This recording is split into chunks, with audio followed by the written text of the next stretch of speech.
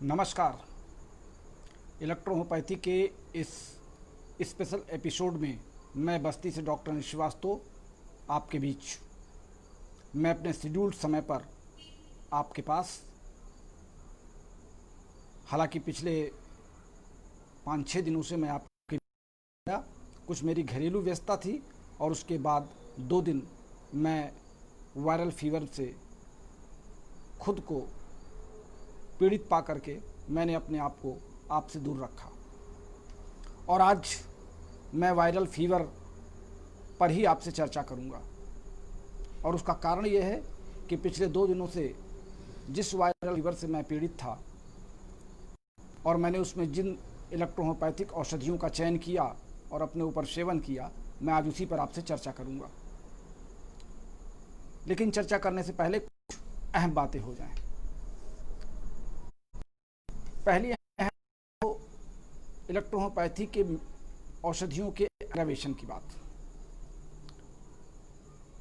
कई साथी हो सकता है कि वो हमारे नए साथी हों, पुराने साथी तो लगभग हमारी हर बात को समझ चुके हैं और परिणाम भी बहुत हैं उनको हमारे फार्मूलों पर।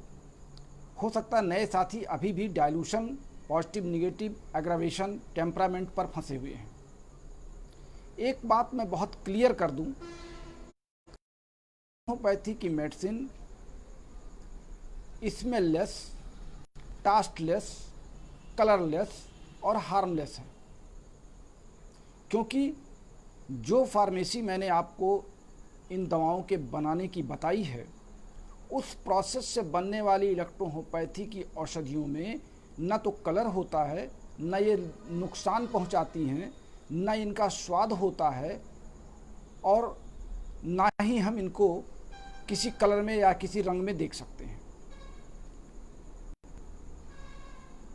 हमारे एक वरिष्ठ साथी, नाम नहीं लूँगा, अभी पिछले दिनों उन्होंने हमारे अपने एक पीडीएफ में हमारे क्लास नंबर 82 की बड़ी चर्चा की और कहा कि डॉक्टर अनिल श्रीवास्तव ने मेरे फीडबैक पर बहुत लंबी व्याख्या कर दी।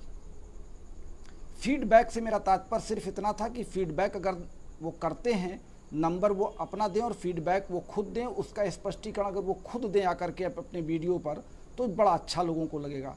लेकिन वो नीचे लिखते हैं अपने आर्टिकल में फीडबैक नंबर फला। जिस व्यक्ति का फीडबैक नंबर फला देते हैं, उस व्यक्ति की जानकारी हमारे आम साथियों को नहीं है कि वो इलेक्ट्रोहोम्योपैथी के बारे में कितने जानकार हैं। हो सकता है कि वो हमारे वरिष्ठ साथी की किताबों को ही दोहराते हों, लेकिन ये चर्चा का विषय इसलिए नहीं है कि उन्होंने मुझको एक पीडीएफ में गिरगिट का नाम दिया और उन्होंने कहा कि संभवतः आप मेरे आर्टिकल को का दुरुपयोग करना चाहते हैं। तो मैं आज इस वीडियो के माध्यम से सबसे पहले तो मैं ये स्पष्ट कर दूं कि मैं डॉक्टर रमाशंकर जी का एकमात्र शिष्य हूं, जिसे डॉक्टर रमाशंकर जी ने अपने स्वयं के हस्ताक्षर से, स्वयं के हस्तलिखित काल से अपने लेखों को प्रकाशित करने का एकमात्र अधिकार दिया है। इस तरह का लिखित अधिकार पत्र उन्होंने शायद अपने किसी व्यक्ति को, किसी व्यक्ति विशेष को नहीं दिया। इसलिए अगर कोई व्यक्ति ये कहे कि मैं उसके लेखों को प्रकाशित करूंगा, तो मुझे डॉक्टर सुदामा प्रसाद जी के किसी भी पेज की कोई आवश्यकता नहीं है। मैं अपने आने वाली पुस्तक में पहले तो मैं उनके और रमाशंकर जी के लेखों को सम्मिलित करके छापने की एक व्यवस्था बना रहा था, लेकिन उनके इस पीडीएफ के बाद मैंने अपना विचार बदल दिया है। मैं अपने तमाम साथियों से क्षमा कि मैं सुदामा प्रसाद जी के किसी भी आर्टिकल के किसी भी पृष्ठ को अपने पुस्तक में सम्मिलित नहीं करूंगा। मैं स्वयं अपने दिमाग से, अपनी मेहनत से, अपने स्वविवेक से और अपने अनुभव से जो कुछ लिख रहा हूं वो मैं आप तक पहुंचाऊंगा। इसीलिए मैंने कॉपीराइट भी करा लिया है। कॉपीराइट का आप सबने स्वागत भी किया है। अगर किसी व्यक्ति को यह लगता है कि डॉक्टर अनिल श्रीवास्तव के किताब लिखने से उसकी अहमियत कम हो जाएगी या डॉक्टर अनिल श्रीवास्तव के लगातार शतक की ओर बढ़ने वाले लेक्चर से उस व्यक्ति की गणना सामान्य लोगों में होने लगेगी, तो ये उसकी अपनी सोच है। मेरी सोच ये है कि मैं अपने भूले हुए भ्रमित साथियों को इलेक्ट्रोहोम्योपैथी में एक नई दिशा दे रहा हूँ। मैं ये चाहता हूँ कि इलेक्ट्रोहोम्योपैथी में पिछले 50 सालों में जो कुछ लोगों ने खोया है उसको पुनः प्राप्त करें। विशेष करके हमारे वो नए युवा साथी जो इलेक्ट्रोहोम्योपैथी में आए तो थे बड़े सम्मान के साथ, बहुत इच्छाओं के साथ, मगर उनको बड़ी निराशा हाथ लगी। मैं बहुत ही सरल शब्दों में, बहुत ही सरल आसान फार्मूलों के आधार पर अपनी पुस्तक के माध्यम से आपको एक अच्छा प्रैक्टिशनर्स बनते हुए देखना चाहता हूँ। और इसी कारण से मैं पुस्तक को लिखने में समय लगा रहा हूँ। मैं नहीं समझ पाता हूँ कि 20,000 या 25,000 की किताबें खरीद करके लोग इलेक्ट्रोहोम्योपैथी के नाम पे क्या परोसना चाहते हैं। अगर उनकी किताबें 20,000 रुपये की हो सकती हैं तो फिर जिस तरीके से लोकप्रियता के आयाम लगातार मेरे इस क्लास को मिल रहे हैं तो मुझे अपनी किताबों का दाम तो उनकी तुलना में 2 गुना 50,000 रुपया कर देना चाहिए। लेकिन मैं जानता हूं कि हमारे इलेक्ट्रोहोम्योपैथी के साथी कितने उत्साही हैं।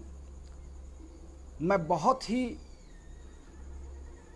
सरल माध्यम से एक ही पुस्तक में, जैसा कि आपने हमारे कॉपीराइट में देखा होगा, ए हैंडबुक ऑफ इलेक्ट्रोहोम्योपैथी, मैं एक ही पुस्तक में एनाटॉमी, फिजियोलॉजी, मैटेरिया मेडिका, संक्षिप्त फार्मेसी और प्रैक्टिस ऑफ मेडिसिन, मैं चारों का समावेश कर रहा हूं। और उन चारों को एक ही पुस्तक में आने के बाद जब उस पुस्तक का दाम बहुत कम होगा तो हमारे अधिक से अधिक साथी उसका लाभ उठा सकेंगे। मेरा पूरा प्रयास है कि उस पुस्तक का दाम पुस्तक की लोकप्रियता और उपयोगिता को देखते हुए बहुत कम से कम उसका मूल्य तय किया जाए। अब ये अलग बात है कि प्रेस में जाने के बाद प्रेस के अपने फार्मूले होते हैं, उनके अपने रेट बनाने के तरीके होते हैं। अभी मैंने उस पर विचार नहीं किया, अभी मेरा सीधा सा ध्यान है किताब को लिखने में। तो मैं आज इस वीडियो के माध्यम से स्पष्ट कर दूं कि डॉक्टर अनिल श्रीवास्तव को किसी के बैसाखी की ज़रूरत नहीं है। मैं स्वयं अपने विवेक पर, अपनी योग्यता पर, और मैं आपको ये भी स्पष्ट कर दूं, बार बार स्पष्ट कर दूं कि जो लोग मेरी शैक्षिक योग्यता को लेकर के छींटाकशी करते हैं, मुझे अब उनकी बातों की चिंता नहीं है। मुझे याद आता है किशोर कुमार का एक गीत है कि कुछ तो लोग कहेंगे, लोगों का काम है कहना, छोड़ो ये बेकार की बातें, कहीं बीत न जाए रहना। मैं इस रात को जब आपके बीच अपने आप को पिछले 2 दिनों में काफ़ी अस्वस्थ था और मुझे बहुत तेज़ वायरल फीवर था, लेकिन फिर भी मैं अपने वादे के अनुसार आपसे मिलने अपने नियत समय पे आ गया। तो निश्चित रूप से मेरा उत्साह इसलिए बढ़ा हुआ है कि आप सब हमारे साथ हैं। मैं इसलिए आपके बीच आना पसंद करता हूं क्योंकि आप सब मेरी प्रतीक्षा करते हैं। आप सब मेरे इस लेक्चर को सुनने के लिए उत्सुक रहते हैं। मैं बस कल या परसों में अपने उस डेस्कटॉप पर सारे सिस्टम लगा ले रहा हूं, फिर मेरी आपसे मुलाकात उस नए सिस्टम के माध्यम से होने लगेगी। हमारे नए साथी जो एग्रावेशन की बात करते हैं, अगर एग्रावेशन इलेक्ट्रोहोम्योपैथी की औषधियों से होता है तो स्वाभाविक रूप से मैं इस बात को मानने के लिए तैयार हूं कि इलेक्ट्रोहोम्योपैथी की औषधियों में अन्य चिकित्सा पद्धतियों की औषधियों का या अन्य चिकित्सा पद्धतियों के अन्य सामग्रियों का निश्चित रूप से उसमें समायोजन किया गया है, उसमें मिक्सचर मिलाया गया है। बार बार आरएस की बात आती है, बार बार डिस्टिल वाटर की बात आती है। मैटी जी ने अपनी सारी औषधियों को डिस्टिल वाटर बनाया था। उन्होंने पौधों को सड़ाकर, गलाकर, उसका फ्रेगमेंट करके, फर्मेंटेशन करके उस औषधि को प्राप्त किया था। अभी आज एक पीडीएफ मेरे पास भेजा गया, लगभग 10 से 12 लाइनें उसमें थी, जिसमें पहली लाइन थी कि वो विश्व का कौन सा पदार्थ है जो तीनों अवस्थाओं में पाया जाता है। जो लोग इसका उत्तर ना बता सकते हों वो इलेक्ट्रोहोम्योपैथिक चिकित्सक नहीं हैं और उन्हें डॉक्टर सुदामा प्रसाद जी की किताबों का अध्ययन करना चाहिए। ये उस पीडीएफ की लाइन है। बड़ी अजीब बात है, डॉक्टर सुदामा प्रसाद जी हर विषय के मर्मज्ञ हो चुके हैं। उन्हें हिंदी भी आती है क्लिष्ट भाषा में, केमिस्ट्री भी आती है, बायोकेमिस्ट्री भी आती है, बायोलॉजी भी आती है, फिजिक्स भी आती है, संस्कृत भी आती है, उर्दू भी कहते हैं उनको आता है। तो जब सब कुछ उनको आता है तो उनको बताना चाहिए, उनको सवाल पूछने का क्या अर्थ है, सवाल क्यों पूछते हैं। और एक कक्षा 6 का बच्चा भी इस बात को जानता है कि जल की 3 अवस्थाएं होती हैं, ठोस, द्रव और गैस। पानी जब जम जाता है, बर्फ बन जाता है तो ठोस हो जाता है, पानी जब खौलने लगता है तो गैस हो जाता है, पानी जब अवस्था में रहता है तो द्रव में अवस्था में होता है। पदार्थ की तीनों अवस्थाएं ठोस, द्रव और गैस में पाई जाती हैं। ये कौन सा सवाल है, किस तरह के सवाल हैं, किस तरह के सवाल जवाब होते हैं, किस तरह के पीडीएफ पर बैठ करके गूगल की लाइनों पर दिन भर रिसर्च करके और 20 लाइनें लिखने के बाद उसको घुमा फिरा करके वही बातें हर किताब में, वही बातें हर पन्ने पर, वही बातें हर लाइनों में। और एक मैं इस वीडियो के माध्यम से डॉक्टर सुरेंद्र कुमार जी को भी से निवेदन करना चाहूँगा कि आप कृपया मुझे दूसरे की पीडीएफ को अब न भेजा करें। हालांकि मैंने गिरगिट वाले पीडीएफ पर बहुत कड़ा जवाब अपने एक साथी के माध्यम से भेज दिया था, वो पढ़ा भी गया होगा।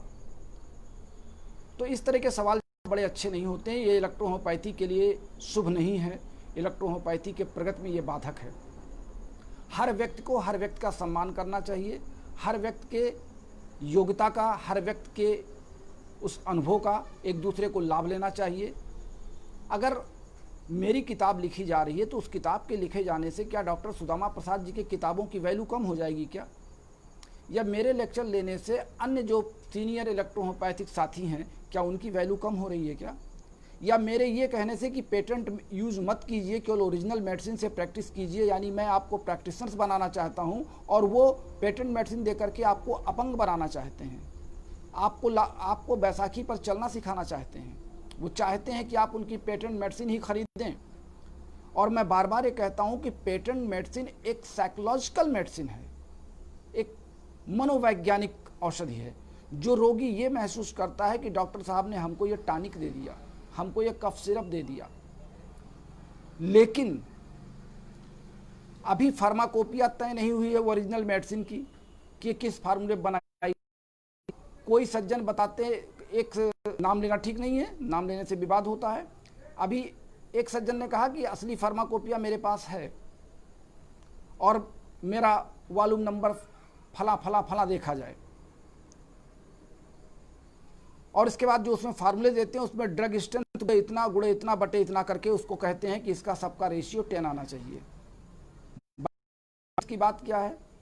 मैटी जी ने जब इसका मतलब आप ये कहना चाहते हैं कि हम होम्योपैथिक मेडिकल स्टोर से दवाएं उठा लावें और उसकी ड्रग स्ट्रेंथ को निकाल करके उसका मल्टीप्लिकेशन करके हम औषधियाँ बना लें। यानी आप ये कहते हैं कि हमको किसी फार्मेसी की आवश्यकता नहीं है, हमको किसी पौधे को गलाने या सड़ाने की आवश्यकता नहीं है, हम उसको डिस्टिल वाटर में न गलाएं न सड़ाएं, हम किसी भी होम्योपैथिक मेडिकल स्टोर से ले लें और उस पर देख लें उसका ड्रग स्ट्रेंथ कितना लिखा हुआ, उसमें कितने % एल्कोहल, कितने % दवा, नाप तोल करके हम दवा बना लें। तो ये कौन सी फार्माकोपिया हुई? ये किस फार्माकोपिया की बात की जा रही है? बात वो की जानी चाहिए जिससे इलेक्ट्रोहोम्योपैथी के क्षेत्र में, इलेक्ट्रोहोम्योपैथी के दिशा में एक कोई प्रगति दिखाई पड़े। आपको याद दिलाना चाहूंगा कि खादी ग्राम उद्योग क्यों चल रहा है। आज भी गांधी आश्रम में बिकने वाले खादी के कपड़े तो 1000 रुपये मीटर हो जाएं, लेकिन उनकी एक अपनी पहचान है कि ये, और खादी पहनने वालों की भी अपनी एक पहचान होती है। यानी कभी खादी ने अपने नाम और अपनी क्वालिटी में किसी चीज़ का मिक्सचर नहीं किया, उन्होंने कोई समझौता नहीं किया।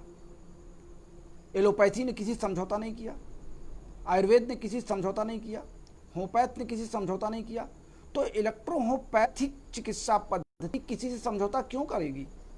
हम इलेक्ट्रोहोम्योपैथी की पहचान बनाएंगे अपने ओरिजिनल मेडिसिन से, अपने डिस्टिल वाटर से, उसके मिलान से, उसके फार्मूले से, उसके देने के तरीके से। हम उसमें बार बार पेटेंट मेडिसिन आप अगर बना रहे हैं तो किस फार्मूले बता रहे हैं? एक कफ सिरप एक कंपनी बना रही है, उसका फार्मूला दूसरा दिखाई पड़ रहा है। वही कफ सिरप दूसरी कंपनी बना रही है, उसका फार्मूला दूसरा दिखाई पड़ रहा है। अब सवाल यह है कि एक कंपनी ने अगर एक कफ सिरप में उसने 3 मेडिसिन डाला है, जिसने उसमें लिख दिया A1 C3 P3, और दूसरी कंपनी ने कफ सिरप बनाया तो उसने P3 को उठा करके P4 लिख दिया, C1 लिख दिया।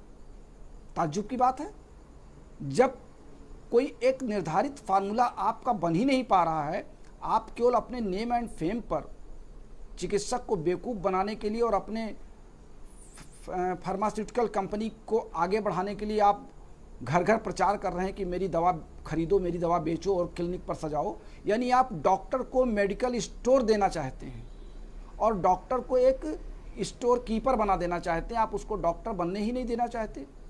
ओरिजिनल मेडिसिन 38 की किट है, एक छोटे से ट्रे में आप सजा करके अपने अलमारी पर राइट हैंड में या लेफ्ट हैंड में आप रख करके और पेशेंट को प्रिस्क्रिप्शन दे सकते हैं, परामर्श दे सकते हैं। आवश्यकता पड़ी तो दवा आपने बना के दे दिया, क्योंकि मेडिकल स्टोर इलेक्ट्रोल इस नाते आपने वो दवाइयाँ आपको अपने पास रखनी पड़ रही हैं।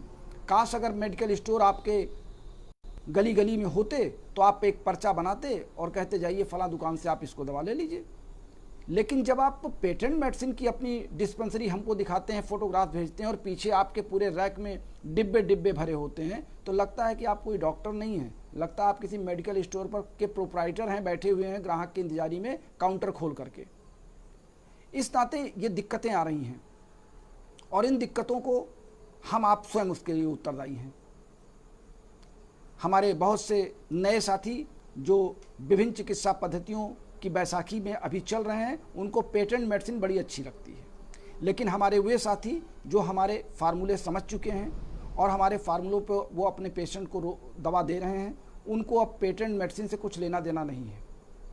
बार बार यही बातें आती हैं, बार बार इन्हीं बातों पर मैं चर्चा करता हूं और मैं सही बातों की चर्चा करने के लिए अपने आप को कभी पीछे नहीं रखूंगा। इसमें अगर किसी को बुरा लगता है तो मुझे उसका कोई दुख भी नहीं है। तो मैं इससे पहले कि वायरल फीवर पर आपसे संक्षिप्त चर्चा करूं, एक बार पुनः मैं स्पष्ट कर दूं कि मेरी आने वाली पुस्तक जो दिसंबर में तैयार हो जाएगी, लेकिन उसका विमोचन 11 जनवरी को ही होगा। हमारे तमाम साथियों ने हमको व्हाट्सएप पर हमसे अनुरोध किया है कि इस पुस्तक का विमोचन 11 जनवरी 2021 में किया जाए, तो मुझे भी अच्छा लगा कि ये दिन बढ़िया है। 11 जनवरी 2021 में मेरी पुस्तक आपके लिए बिल्कुल रेडी रहेगी और इस पुस्तक में डॉक्टर रमाशंकर जी के लेखों की चर्चा तो रहेगी, क्योंकि वो मेरे आदरणीय हैं, मेरे आदर्श हैं, मेरे परम गुरु हैं, लेकिन अन्य किसी व्यक्ति के किसी भी किताब की या किसी भी आर्टिकल की या उनके किसी भी बातों की चर्चा नहीं रहेगी। कि मेरी पुस्तक में जो कुछ भी लिखा होगा वो मेरे अपने अनुभव पर, मेरे अपने ज्ञान पर, मेरे अपने कलेक्शन पर, क्योंकि रमाशंकर जी ने मुझको जो बताया है वो सुदामा प्रसाद जी को ही बताई थी। सुदामा प्रसाद जी ये सोचते थे कि रमाशंकर जी ने उनको अकेले बताया होगा। अब उनको ये भी चिढ़ है कि रमाशंकर जी ने उनको ये क्यों नहीं बताया कि डॉक्टर अनिल श्रीवास्तव भी उनके एक शिष्य थे और उनके पास भी उनकी धरोहर है। हो सकता है रमाशंकर जी मुझको सुदामा प्रसाद जी से ज़्यादा मानते रहे हों, इस बात की जानकारी सुदामा प्रसाद जी को आज तक ना हो, या मैं तमाम बातें ऐसी नहीं कहना चाहता हूं इस पब्लिक प्लेटफॉर्म पर, लेकिन मैं ये स्पष्ट कर रहा हूं कि मैं अपनी पुस्तक में सिर्फ अपनी ही बातें रखूंगा, मैं किसी की उधार ली गई बातों को नहीं रखूंगा। हमारे बहुत से साथी इस समय आज लाइन पर हैं, चूँकि कई दिन से मैंने क्लास नहीं लिया था और आज मैं आपसे क्लास नंबर 88 में आपके सामने हूं और बस 12 क्लास दूर हूं और मैं सोच रहा हूं कि अगले सप्ताह में मैं आपसे शतक पूरा कर लूं। नेक्स्ट वीक में मैं 100 लेक्चर्स आपके कंप्लीट कर लूँगा।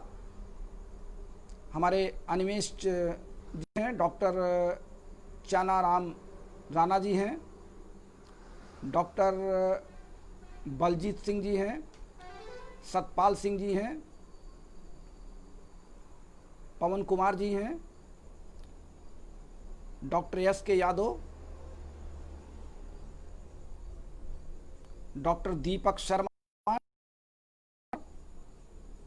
डॉक्टर धर्मराज यादव, डॉक्टर अनिमेश जी कई बार आ चुके हैं, आपका नमस्कार स्वीकार है। गानाराम जी भी हैं हमारे पास लाइन पर।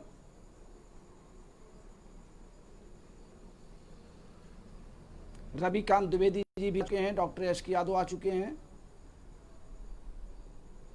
इस समय लगभग 40 से अधिक लोग हमारे इस कार्यक्रम में ऑनलाइन चल रहे हैं, मैं आप सबका स्वागत करता हूं, अभिनंदन करता हूं।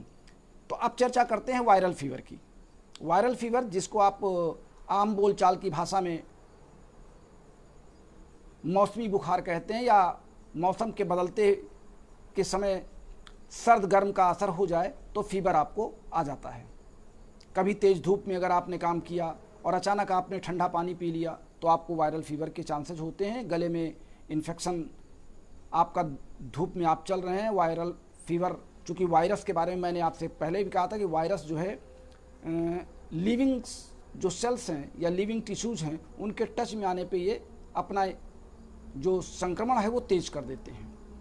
तो जब कभी हम किसी ऐसे व्यक्ति के संपर्क में आते हैं या किसी ऐसी भीड़ भाड़ में आते हैं जहाँ पर किसी व्यक्ति को वायरल फीवर हो, उसके खांसने से या छींकने से अगर हमारे कपड़ों पर या हमारे हाथ पर या हमारे नाक के आसपास उस वायरस का इन्फेक्शन हुआ, तो स्वाभाविक है कि वायरस हमारे अंदर पहुँचते ही तुरंत अपना मल्टीप्लिकेशन शुरू कर देता है। और सबसे बड़ी चीज़ होती है कि वायरल इन्फेक्शन जब बदलते मौसम का होता है, टेम्परेचर घटता और बढ़ता है, या रात में ठंड अधिक हुई और दिन में गर्मी अधिक हुई, ऐसे दौरान जो वायरस होते हैं, इनमें जो मल्टीप्लिकेशन होता है या इनमें जो लैंगिक जनन होता है, ये बहुत तेज होता है। इनमें सेक्सुअल और असेक्सुअल दोनों प्रकार के रिप्रोडक्शन देखे गए हैं, जो पॉजिटिव और निगेटिव के आधार पर, ग्रेम पॉजिटिव और निगेटिव जैसे बैक्टीरिया में होता है वैसे वायरस में भी देखे गए हैं इनके जो मल्टीप्लिकेशन डिवाइडेशन है। तो इसमें फीवर बहुत तेज़ होता है, लगभग 101 डिग्री से चढ़ता है और 105 तक चला जाता है। फीवर तेज़ हो जाता है, सर में दर्द, गले से ऊपर, गर्दन से ऊपर का दर्द बढ़ जाता है, वीकनेस बहुत ज़्यादा अचानक बढ़ जाती है। आप जहाँ बैठेंगे आपको लगेगा कि आपका पूरा शरीर दाएं या बाएं साइड में झुक रहा है, गिर रहा है। आपके इसकी और पहचान आपको हम बता दें कि आपके जांघों पर और आपके घुटनों पर एक कड़ापन महसूस होगा। जब आप चलेंगे तो आपको लगेगा कि आपकी जांघें या आपके घुटने बिल्कुल पत्थर की तरीके हैं। पैर में आपको हल्का सा खिंचाव आएगा, दर्द आएगा। कंधे में आपके दोनों हाथों पर, बाजुओं पर लगेगा कि कितना भारी बोझ है, आप उसको लेकर के चल नहीं पा रहे हैं। दिमाग में आपके उलझन रहेगी, आँखों में आपके जलन रहेगी, आँखें आपकी अंदर की ओर दबी हुई महसूस की जाएंगी। आँखों के आसपास कुछ आपको भारीपन महसूस होगा, सर का दर्द लगातार बना रहेगा और फीवर एक बैग चढ़ेगा। इसके साथ ये भी संभव है कि आपको रात में ठंड भी बहुत तेज लग सकती है इस फीवर के साथ। हालांकि ठंड लगने में लोग मलेरिया का आभास करते हैं, लेकिन मलेरिया नहीं, ये वायरल फीवर में भी ठंड लगने के लक्षण देखे गए हैं और ठंड लगने के तमाम रोगियों को देखा भी गया है। बहुत तेज़ लगती है और उसके बाद फिर एक बैग पसीना होता है और फिर आपको कुछ राहत महसूस होती है। आमतौर से जो लोग इस समय ओस में सो जाते हैं उनको भी इस तरह की प्रॉब्लम हो जाती है। और इन सारी समस्याओं से मैं गुजर चुका हूं पिछले 48 घंटों में, और मैंने खुद अपने अनुभव पर जो औषधियां ली, मैं उसी पर आपसे चर्चा करता हूं। और ये बिल्कुल सेट फार्मूला है कि वायरल फीवर में आपकी भूख कम हो जाएगी, आपका जी मचलाना शुरू हो जाएगा, आपको लगेगा कि उल्टी हो जाएगी, मगर उल्टी होगी नहीं। आप भोजन करने बैठेंगे, आप थोड़ा सा खाएंगे, लगेगा कि अंदर से भोजन आपके बाहर आ रहा है और आपको चक्कर आने लगेगा, आपको हल्का सा, लेकिन प्यास आपकी बढ़ जाएगी। तो ऐसी दशा में हम फीवर, पहले तो हम C8-Ver2 मेडिसिन आप नोट करें, C8-Ver2, इसकी 20-20 ड्रॉप सुबह शाम भोजन के पहले आपको लेना है, बिफोर मील। दूसरी प्रमुख जो दवा देनी है फीवर में वो है आपका CNS plus WE P3 C13। अब CNS में आपका F1 बेनवन मिला हुआ है, इस नाते हमको अलग से देने की जरूरत नहीं है। WE की 30 ड्रॉप्स और CNS की 40 ड्रॉप्स, C13 और P3 की 40 ड्रॉप्स। फिर से नोट कर लें, CNS, WE, C13, P3, इन सब की 40 ड्रॉप्स आपको देनी है और इस दवा को आपको लेना है 4 बार। पहले आप 6 बार भी ले सकते हैं पहले दिन, दूसरे दिन आप इसको 5 बार कर लें और तीसरे दिन आप इसको 4 बार कर लें। चूँकि वायरल फीवर का एक टाइम होता है, ये 3 दिन, 5 दिन, 7 दिन रहता है। अगर 3 दिन में आप बिल्कुल अपने आप को स्वस्थ महसूस करते हैं तो आप सौभाग्यशाली हैं। आमतौर से वायरल फीवर 5 दिन से 7 दिन तक भी जाता है। और अब चूँकि वायरल फीवर होने के बाद आपको वीकनेस महसूस होगी, आप अपने आप को इलफिल महसूस, उसके लिए फिर एक तीसरी दवा आपको और देनी पड़ेगी, यस1, P1 और आरी की 10 ड्रॉप, यस1 की और P1 की 20 ड्रॉप्स। यहाँ पर इन दवाओं के ड्रॉप्स को मैं अलग अलग इसलिए बता रहा हूँ कि जिस दवा की जितनी ज़रूरत है इस वायरल फीवर के केस में। हमारे राय साहब लिख रहे हैं कि EH डॉक्टर को अपने मकड़ जाल से बाहर नहीं निकलने देना चाहते हैं। ये पुराने योद्धा हैं, आपको इन्हें ज़्यादा तरजीह न दें। EH का उद्धार हो पाएगा, न दें तो EH का उद्धार हो पाएगा। राय साहब, मैं आपकी बात से बिल्कुल सहमत हूँ, लेकिन चूँकि बार बार वो PDF मेरे पास भेजे जाते हैं, मुझे पढ़ाया जाता है, मैं जिनको ब्लॉक कर देता हूं तो किसी तीसरे से भेजा जाता है। अभी एक सज्जन कर्नाटक से, चूँकि मैंने अभी हीमोफीलिया का फार्मूला आउट नहीं किया है, मैंने हीमोफीलिया पर लोगों को चैलेंज किया था, क्वेश्चन किया था, तो अभी कर्नाटक से एक सज्जन इस क्लास के ठीक पहले हमसे कह रहे थे कि सर हमारे पास हीमोफीलिया के कई पेशेंट हैं, आप हमको फार्मूला बता दीजिए। यानी उनसे वो फार्मूला वो नहीं पूछ रहे हैं, फार्मूला उनसे पूछवाया जा रहा है। तो इस तरीके से तमाम सवाल आते हैं जहाँ पर लोग मुझे की कोशिश करते हैं, मेरे सामने बैरियर लगाने की कोशिश करते हैं। फिर भी ये आप लोगों का स्नेह है, आप लोगों का प्यार है कि आप सब इतनी अधिक संख्या में। मैंने डॉक्टर सुदामा प्रसाद जी को एक कट लाइन लिखा है कि लोग 20-20 हज़ार रुपए की किताबें अपनी अलमारी में सजाकर बैठे हुए हैं कि कौन खरीदने आए, और यहाँ पर 200 से अधिक लोगों ने मेरी किताबों की एडवांस बुकिंग कर ली है। ये आप लोगों का स्नेह है कि मैं ये कहने में सक्षम हूँ कि आप सब मेरे साथ खड़े हैं। अभी लोगों को जान के ताज्जुब होगा, आपका नाम तो मैं इसलिए नहीं लेता हूं कि चूंकि आप हमारे बहुत ही अच्छे मित्रों में से हैं। अभी आज हमारे एक सज्जन ने अपनी एडवांस बुकिंग दोबारा कर दी, और दोबारा कर दी तो उन्होंने लिखा कि ये मेरी एडवांस बुकिंग नहीं है, मेरी आपकी सहयोग राशि है, और उन्होंने 2000 रुपये का भेजा है। डॉक्टर BL साहू हैं, ये रायपुर से। इसके पहले वो अपनी बुक एडवांस बुकिंग कर चुके हैं, वो एडवांस ग्रुप में हैं, और लेकिन उन्होंने आज पुनः भेजा और लिखा ये मेरी सहयोग राशि है, आप इसका उपयोग कहीं भी कर सकते हैं। तो जब आप जैसे इतने अच्छे लोग हैं, राय साहब ने भी मुझको बहुत अच्छा सहयोग दिया, हमारे तमाम साथियों ने सहयोग दिया, तो जो आपका सहयोग इसलिए मिल रहा है कि मैं आपको आपके मतलब की चीज़ें बता रहा हूँ, मैं आपको भ्रमित करने वाली कोई बात कर ही नहीं रहा हूँ। हाँ, लोगों को ये प्रॉब्लम हो रही है कि मेरी लोकप्रियता क्यों बढ़ रही है, तो भाई ये तो अपनी अपनी किस्मत। कहते हैं ना, किसी के भाग में सिक्का वही है, किसी को वो खोटा लगता है और किसी को वो सोना लगता है। अब आप लोगों के लिए मैं अच्छा लग रहा हूं तो ये बड़ी अच्छी बात है।